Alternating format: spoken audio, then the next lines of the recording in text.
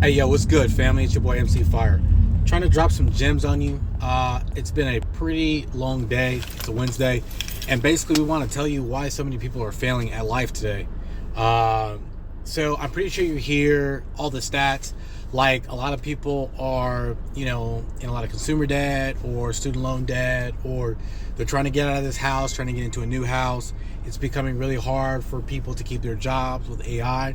Why are so many people failing in an age where it's so easy and there's never been at any other time more tools for people to succeed? It's very simple. I'll tell you why. People aren't measuring the stats and comparing themselves to just the average. They're comparing themselves to above average. They're comparing themselves to the elite of the elite, the top 5, top 1% of individuals. And I think systematically it's kind of backwards. Not because you don't want to be the best. It's because how can you become the elite of the elite if you can't even figure out that, hey, maybe I should just at least try to be average or slightly above average first. Like, let's start somewhere, and how about we start there? So what people will find, because they're comparing themselves to so many other people, is that if I'm not gonna get the best of the best, I don't want to try for anything. If I can't have that super hot person, or I can't be the CEO at 25, what's the point of even trying? I don't want to go to work. This is stupid. I'm not gonna get what I see on Instagram. I'm not gonna get what I see on YouTube. If there's not the easiest possible way to get there, then I'm not even gonna try.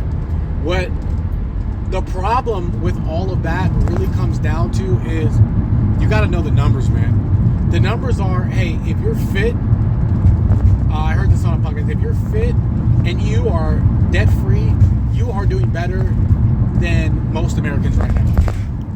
Fit and completely debt free, you're doing better than the average Joe.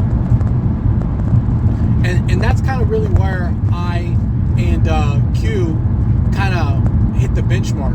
We might have downsized to be able to do that, but in the area where everyone else shines, right, we're delaying our gratification so that we can have what other people can't really have, which is more freedom. I really don't understand why that's a hard concept to really get, why people compare themselves to people's lives when you don't really see the whole thing, or you don't really see how much work somebody put in to get a lifestyle. If you don't understand how much total work it took somebody to get that lifestyle, then you cannot compare yourself and see the whole picture. You're doing yourself a huge disservice. A huge disservice.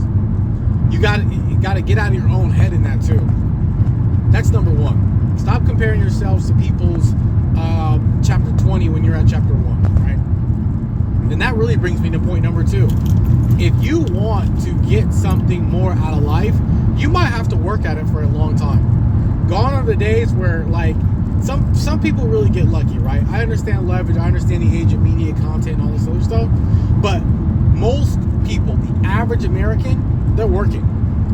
And they're gonna have to work and do what's good, do what's right or proper for their financial future for a long period of time. I think there was a saying that somebody said, if you put $300 a month away in an index fund or ETF for I guess the next 8 years, you're going to be set, right? And that's if you start at like 15, 16. Doing it for 8 years, you're probably going to be set. I believe that, right? But people, the hardest thing is, can you establish a habit for the next 8 years? Can you do it? Can you be consistent enough to maintain just a $300 a month investment into yourself for 8 consistent years, every single month? And what we're finding is a lot of people can't do that, right? So getting good habits and doing the habits not to arrive at a goal, but to do the habits and love the habits. Love going to work out. Love saving money and investing and learning about investing. Love investing in yourself in the learning process. Every time we finish a course, even though we apply what we learned in that course, we're ready to buy another course. We're ready to learn more. We're ready to get the next book. We're ready to get the next, whatever the next thing is for learning because we just like learning. You don't know, it might be an uncorrelated item that might set you up in whatever field you're going into in the long run. You don't know where that skill is going to come into play, right? Most people don't understand that the reason why Microsoft Word has so many different fonts is because the CEO of Microsoft took calligraphy when he was growing up.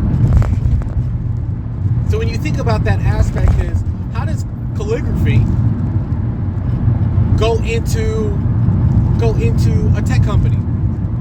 Because he took that little small thing, the little new skill set, it just adds a little bit of value that makes you a little bit better than the next guy.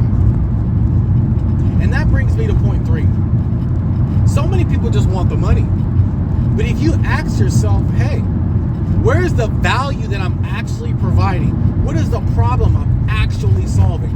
How many people do I actually solve a problem for?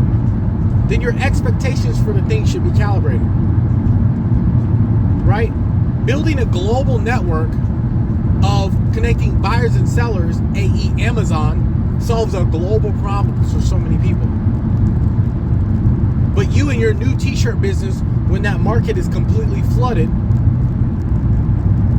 might not help you to get where you want to go if that's multiple millions every single month, right? So you have to ask yourself, my ability to solve a solution is going to be proportioned to the amount that people are willing to pay me to solve that problem for them.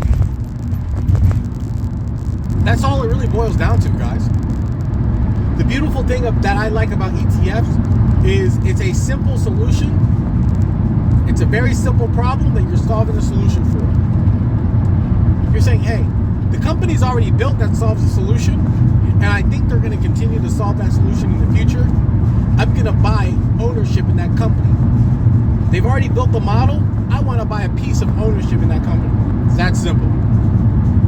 So you might not have to create a solution from scratch. You literally just buy into somebody else's created solution. Super simple. That brings me to point 4. Things that are hard don't necessarily mean success. Keeping things, what they call, keeping simple or smart, right? Keep it simple, stupid. The KISS method. Keep it simple, stupid. Not calling anyone on here stupid, but making things as simple as possible, as streamlined as possible. That's real. And a lot of times, some of the advice that's given is super simple. But taking away from what Darren Hardy says about, hey, you might have heard this information before, but does your bank account prove that you've heard it?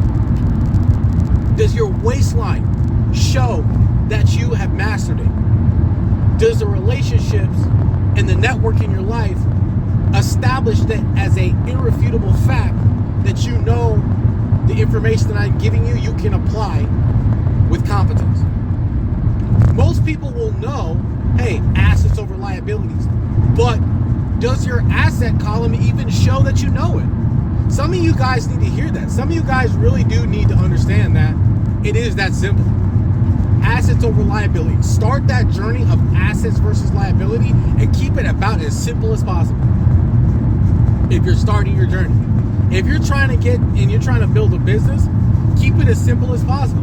What are the 3 major skills that push the needle forward in my business? And just focus on those 3 major skills. That's it. Everything else I outsource. Everything else I hire an expert. That's about it, man. Keep it simple and you'll win. You'll get it done. If you know that, hey, I need to, in my business, increase sales, increase marketing traffic, and improve the product. Those are the only 3 things you need to be doing. Maybe the editing of your videos, outsource the mess out of that. Whatever it is you can outsource that's not pushing the needle forward to you, outsource it. Buy experts in the field or rent experts in the field. If you don't been consistently doing it for years. And that's another thing, right? This isn't a point, but this, I guess, is the bonus.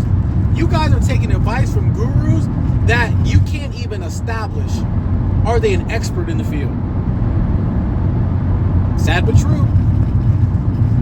You guys are taking advice from fair weather fans. You guys might be taking advice from somebody who hasn't been through a recession or depression. Maybe it's good to take the advice of someone who's been investing for 30, 40 years. Right? You took advice from a guy who's got a flashy business model that came out a year ago. Now, it's good to be on the cusp of new things. I get it. But you got to base your foundation on something concrete, something real, man. And if you want something to work 100 years from now, you got to see if it worked at least 100 years ago. You've got to tap into what actually is real and what's not real. What's all hype, what's fluff. Because a lot of people, man, they're selling you stuff and you're the bag. Not what they're selling you is going to get you where you need to go, but you're the play. They're there where they are because they know how to sell something to you. Not because they achieved results in your life and they're sharing it with you out of the grace of their heart. It's real, man. This is your boy MC Fire. I appreciate your time. Check out some of our other videos where we talk about our fire journey and give you some updates. But the reality is, man, we're here for you guys. We love dropping these nuggets. And one thing about me, I'm never going to sugarcoat stuff. I'm never going to sugarcoat the truth from you guys.